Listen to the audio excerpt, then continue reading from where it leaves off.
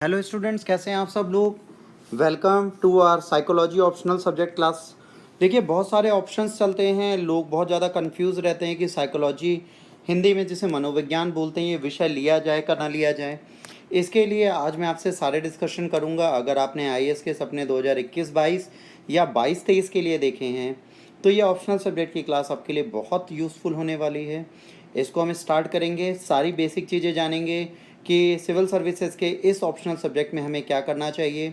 मेरा नाम सात्विक राणा है। दूसरा जो प्रोफेशनल नाम है उसे धर्मेंद्र प्रताप सिंह राणा के नाम से लोग जानते हैं। देखिए, मैंने साइकोलॉजी ऑप्शनल 2006, 7, 8 लगातार पढ़ा। पैटर्न चेंज होने के बाद मैंने भी इस ऑप्शनल को छोड़ के हिस्ट्री लिया, बट जब तक पढ़ा तब तक मुझे समझ में आया कि ऑप्शनल सब्जेक्ट कितना ज़रूरी है और कितना इंपॉर्टेंट है डे टू डे लाइफ में।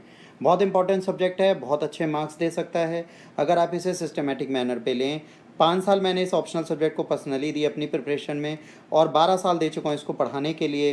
तो इसमें बहुत सारी चीज़ें जो आपसे डिस्कस कर सकता हूँ, आपको बता सकता हूँ एक हाई स्कोरिंग सब्जेक्ट ये कैसे बन सकता है, इससे ज़्यादा नंबर आप कैसे ला सकते हैं। इन सब के बारे में हम डिस्कस करेंगे आगे आने वाली स्लाइड्स में। पहले साइकोलॉजी क्यों चूज़ करें इसके बारे में बात करें तो जितने भी ऑप्शनल सब्जेक्ट हैं उसमें एक दर्शन शास्त्र, एक साइकोलॉजी, दो ही, एक मनोविज्ञान हिंदी में, और दर्शन शास्त्र को इंग्लिश में फिलॉसफी बोलते हैं। फिलॉसफी में भी कुछ लोगों का बहुत इंटरेस्ट होता है, बट मेरा नहीं आया। मुझे सबसे इंटरेस्टिंग सब्जेक्ट जो अभी तक का दिखा है वो साइकोलॉजी दिखा। Psychology is considered as the most interesting subject in UPSC. ये आपको हेल्प करता है जीएस पेपर 1 में भी, पेपर 4 एथिक्स, इंटीग्रिटी, एप्टीट्यूड में भी बहुत हेल्प करता है। कई सोशल इश्यूज़ हैं जो आप न्यूज़पेपर में पढ़ते हैं, उससे भी बहुत चीज़ें आपको मिल जाती हैं। ऐसे राइटिंग में आपको बहुत हेल्प देता है। तो डे टू डे जितनी भी आप प्रिपरेशन अपनी करेंगे सिविल सर्विसेज में, मान लीजिए कि अगर आपने 500 नंबर के इस ऑप्शनल सब्जेक्ट को तैयार किया तो आप तकरीबन 500 नंबर का अपना जीएस की भी स्कोरिंग को तैयार कर रहे हैं इनडायरेक्टली, क्योंकि 250 नंबर का ऐसे आप जोड़ लीजिए, और जीएस पेपर 4 और जीएस पेपर 1 को मिलाकर 250 नंबर आप जोड़ लीजिए, और सोशल इश्यूज़ को मिलाकर तो तकरीबन 500 नंबर आप इसके साथ भी तैयार कर सकते हैं। ऐसे जो आते हैं उसमें आपको कोई ना कोई साइकोलॉजिकल पिंच उसमें मिल जाएगी, उसको आप अगर लिख देते हैं तो आपको ज़्यादा फ़ायदा हो सकता है। डेली एक्सपीरियंसेस बहुत होते हैं, आप लोगों को देखते हैं इसका सडन बिहेवियर चेंज हो रहा है, इसकी पर्सनैलिटी चेंज हो रही है, ये डिप्रेशन का शिकार है, ये परेशान है, इसमें एंग्जाइटी है, इसमें गुस्सा है, इसको स्लीपिंग डिसऑर्डर है, इलनेस के बाद इसकी एंग्जाइटी है, ये जेल गया वापस आया तो बदल गया। तो ये जो चेंजेस हैं, या कोविड की जो पैंडेमिक है इसके बाद जो चीज़ें हो रही होंगी, वो जब आप डेली लाइफ एक्सपीरियंसेस में देखती हैं तो लोगों का बदला हुआ बिहेवियर आपके सामने आता है। प्रैक्टिकलिटी है, प्रैक्टिकल लाइफ में इम्प्लीमेंट हो सकता है। प्रैक्टिकल लाइफ में बहुत चीज़ें हो सकती हैं कि आपको नींद क्यों हो रही है, आप डिप्रेस क्यों हो, आप खुद को मोटिवेट कैसे कर सकते हो, पॉजिटिव पर्सनैलिटी, पॉजिटिव बिहेवियर कैसे रख सकते हो, अपना व्यवहार कैसे बदल सकते हो, अपना चरित्र कैसा बदल सकते हो, इन सब के बारे में बात की जाती है। और जाहिर सी बात है कि इसको ज़रूरी नहीं है कि आप एज अ स्ट्रेच पढ़ें। अगर आप एनसीईआरटी स्टार्ट करते हैं पढ़ना तो आपको मज़ा आएगी। आप बहुत स्लो पढ़िए, बहुत इंटरेस्टिंग मैनर में पढ़िए, तो ये आपको बहुत ज़्यादा हेल्प देने वाला है, बहुत आगे बढ़ाने वाला है। जनरल स्टडीज़ में जब आप जीएस पढ़ रहे हैं तो उसके बीच में जब आपको ब्रेक लेना होता है, उस ब्रेक के बीच में 1 डेढ़ घंटे 2 घंटे आप इसको दे सकते हैं। तो आपकी प्रिपरेशन के बीच के ब्रेक में ये सब्जेक्ट आपका तैयार किया जा सकता है। स्ट्रेटजी की बात करेंगे तो बहुत कुछ नहीं है बेटा। अगर आप साइकोलॉजी ऑप्शनल लेना चाहते हैं और मेरे से पढ़ना चाहते हैं तो मैं पहली लाइन आपसे बोलूँगा कि आपको बहुत कम बुक्स प्रेफर करनी है और बहुत सारी बुक्स को रेफ़र करने की ज़रूरत नहीं है। कुछ लिमिटेड बुक्स हैं उनको रेफ़र करिए और उसके प्रिपेयर करिए अपने नोट्स।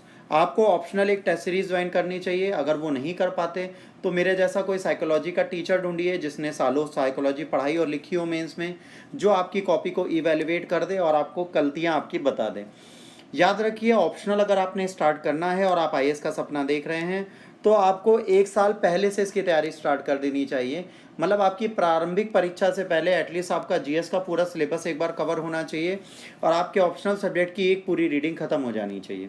आप डेली अगर 2 से 3 घंटे प्रीलिम्स के बाद प्रिपेयर कर सकें, एक बार पढ़ चुके हैं प्री से पहले, और उसके बाद अगर आप डेली 2 से 3 घंटे इस ऑप्शनल सब्जेक्ट को देते हैं तो ये आपके मेंस को निकालने के लिए बहुत हेल्पफुल है। उससे ज़्यादा समय आपको इसके लिए नहीं निकालना।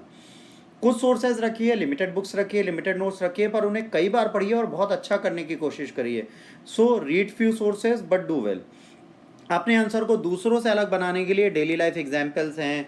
अपनी फैमिली, अपने रिलेशन में आपने देखा होगा मैरिज से कुछ लोग डिप्रेस्ड हैं, कुछ बच्चों से डिप्रेस्ड हैं, कुछ बच्चे फैमिली क्वेरल्स में, कुछ एंग्जाइटी में हैं, सोसाइटी में रोज़ की लड़ाई एंग्जाइटी आप देख रहे होंगे। पैंडेमिक के टाइम पर बहुत सारी सिचुएशन बदली है, वो सारी चीज़ें देख रहे होंगे। तो उन सब चीज़ों को डेली एग्जाम्पल में देखिए, है ना। किसी को फाइनेंशियल बर्डन है, किसी को मेंटल टेंशन है, उन सब चीज़ों को ऐड करिए। न्यूज़पेपर से डेली एग्जाम्पल उठाइए, आपको बहुत चीज़ें इसमें मिल जाएंगी जो जीएस पेपर 2 में तो बहुत ज़्यादा यूज़फुल है। Example day to day life से आपको उठाने, मैंने पहले बोला, जो आप एक्सपीरियंस करेंगे उसे ऐड करिए।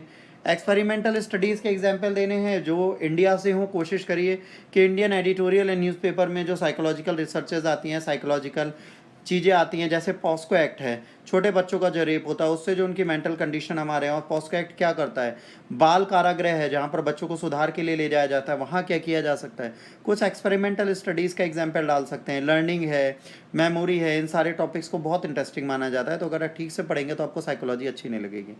कोशिश करिएगा वही जो मैंने आपको कहा। और जब ये पेपर आप पूरा कर लें तो आपको ध्यान रखिए कि साइकोलॉजी के ऑप्शनल का पूरा सिलेबस आपको पूरा करना है। जो चीज़ें आपको रेफर्ड टेक्स्ट बुक में नहीं मिल जाती, उसके लिए आप इंटरनेट पे जाइए, उससे स्क्रॉल करिए, उससे सर्च करिए, पर इसे पूरा करने की कोशिश करिए। न्यूज़पेपर आपको डेली पढ़ना है, और न्यूज़पेपर पढ़ने के बाद उससे एग्जाम्पल जो साइकोलॉजी से रिलेटेड है उनको निकालिए। जैसे बेटा इस टाइम पे कोविड-19 का टाइम चल रहा है, सिचुएशन बहुत वर्सन है। कोविड-19 के पॉजिटिव पेशेंट हैं, उनकी मेंटल हेल्थ है, उनकी चाइल्ड केयर, चिल्ड्रन, इन सबको देखना है। पेशेंट जो कोविड में आइसोलेशन में रहते हैं उनकी मेंटल हेल्थ क्या है। कई लोगों के रिलेशन टूट रहे हैं, कई लोग फाइनेंशियली वीक होते जा रहे हैं। आने वाले टाइम पर क्या होगा, जिससे स्ट्रेस बढ़ेगा, तनाव बढ़ेगा, एंग्जाइटी बढ़ेगी, है ना, चिड़चिड़ापन बढ़ेगा, आत्महत्या करने की तरफ लोग भागेंगे पैंडेमिक के बाद। ये सारी चीज़ें कोविड के टाइम पर पेशेंट की मेंटल हेल्थ क्या है, इसके बारे में हमें ध्यान देना चाहिए। बच्चे जिन्होंने अपने माँ बाप दोनों खो दिए, उनका माइंडसेट कैसा, उनको कैसे हील करेंगे। तो इन सब से रिलेटेड चीज़ें आप डेली लाइफ में जोड़िए, आपको फ़ायदा ज़रूर मिलेगा। इसके बाद बेटा बात करते हैं कि सर हम आईएएस की तैयारी कर रहे हैं, ऑप्शनल लेना है, बट बुक्स कौन सी लें। तो भाई साइकोलॉजी इकलौता ऐसा सब्जेक्ट है जिसमें आपको ज़्यादा बुक्स लेने की ज़रूरत नहीं है। आपका हार्डली 2000 का खर्चा होगा और सारी बुक्स आपकी आ जाएंगी। पहली आपकी एनसीईआरटी 11th-12th की आप साइकोलॉजी की लीजिए। याद रखिए ये गीता कुरान है साइकोलॉजी के लिए। अगर आपने 11th-12th एनसीईआरटी मनोविज्ञान की पूरी पढ़ ली तो आपका तकरीबन 40% कॉन्सेप्ट क्लियर, फिर आपको ज़्यादा बुक्स पढ़ने में तकलीफ नहीं होने वाली। रॉबर्ट बैरन की एक साइकोलॉजी की पुस्तक है, वो आपको पढ़ना है, बहुत ज़रूरी है। देखिए हिंदी में नहीं मिलती तो इंग्लिश में लीजिए, मैं आपको चैप्टर बाई चैप्टर पढ़ाऊंगा तो आपको चीज़ें समझ में आ जाएंगी। इसके बाद सोंड्रा की सिसरैली की बुक है, सिसरैली की बुक भी इंग्लिश में आती है, साइकोलॉजी बेस्ड है, बहुत इंपॉर्टेंट है, इसको आपको लेना पड़ेगा। समरक स्वामी इंडियन साइकोलॉजी के लिए आपको पढ़नी ही पढ़नी है, क्योंकि इनको छोड़कर और कोई बुक आपको इंडियन साइकोलॉजी के लिए और जीएस पेपर 2 के लिए नहीं पढ़नी। अप्लाइड साइकोलॉजी बहुत इंपॉर्टेंट है, तो आपको इन सारी बुक्स की ज़रूरत पड़ेगी। इंडियन फिलोसफी भी आपको देखनी पड़ेगी। तो ये सारी बुक्स आप बिल्कुल नहीं छोड़ सकते। इनके साथ आपको एक साइकोलॉजिकल टुडे आप गूगल पे ढूंढेंगे, मिल जाएगा, जनरल है। इससे रिलेटेड कुछ रिसर्च आप डेली अपडेट करिए, उससे पेन डाउन करके नोट्स बनाइए, वो आपको काम करेंगे। क्लासरूम में जो आपको मैं पढ़ाऊंगा अपने नोट्स से, जो मुकुल पाठक सर वाजीराम के भी हैं, अदर टॉप मोस्ट कोचिंग के भी हैं। बेसिकली मैंने मुकुल पाठक सर से पढ़ा था, तो मैं उन्हीं के नोट्स आपको दूंगा मैक्सिमम टाइम पे। तो जो best faculty of India count करते हैं उनके नोट्स को आपको मैं प्रेफर कराऊंगा, और उसमें भी वो चीज़ें बताऊंगा जो आपके एग्जाम में बुक से बाहर हैं। देखिए पूरा मुकुल पाठक सर के नोट्स को भी पढ़ने की ज़रूरत नहीं है, आपको बहुत लिमिटेड रेफरेंसेस नोट्स पढ़ने हैं, तो मैं आपको हिंदी में ट्रांसलेट करके वो चीज़ें पढ़ा दूंगा।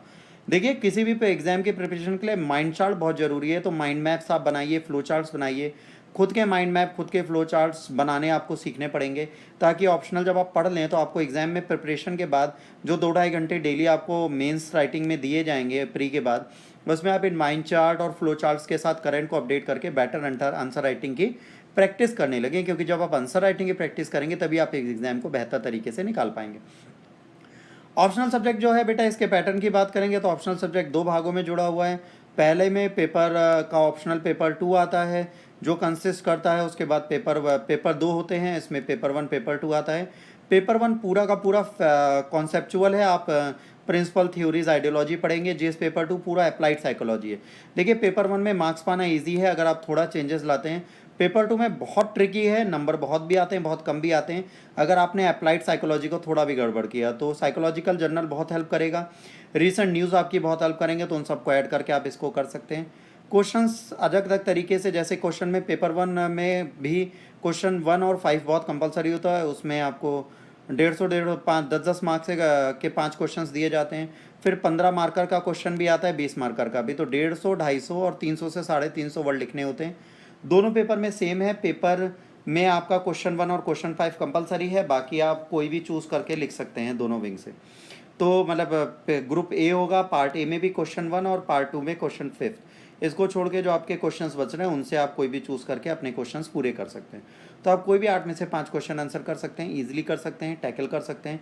ट्रिकी नहीं है, बहुत ज़्यादा कॉन्सेप्चुअल है, चीज़ें आप समझना चाहेंगे तो आप पेपर ईजिली निकाल लेंगे।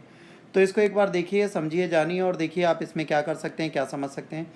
ये पेपर इजी है, मैं आपको गारंटी देता हूँ। अगर आप साइकोलॉजी ऑप्शनल लेते हैं और आप सीक्वेंस पे मेरे साथ बैठते हैं और जो मैं कहूँ वो करते हैं, तो आपको इस पेपर को तैयार करने में ज़्यादा टाइम नहीं लगेगा और ईजिली इस पेपर को तैयार कर लेंगे। हम डेली इसके वीडियोज़ लाएंगे, डेली इसके अपडेट लाएंगे। आज के लिए बेटा इतना ही। अगर आपको ये लेक्चर अच्छा लगा तो प्लीज़ इस चैनल को लाइक, शेयर और सब्सक्राइब करना ना भूलें। अगर आप मुझसे सोशल मीडिया पे जुड़ना चाहते हैं तो इंस्टाग्राम में मुझे फॉलो करिए, सात्विक_राणा26 में। पैंडेमिक चल रहा है, घर पे रहना ज़रूरी है, घर पे रहें, सुरक्षित रहें। ज़्यादा उड़ने की या ज़्यादा बाहर निकलने की ज़रूरत नहीं है। मानसिक रूप से सब परेशान है, पर अगर आप स्वस्थ रहेंगे तभी आप अपना जीवन चला पाएंगे। आज के लिए इतना ही बेटा। लेक्चर अच्छा लगा, प्लीज़ इसे लाइक, शेयर, सब्सक्राइब करिए। God bless you all, take care, जय हिंद, वंदे मातरम।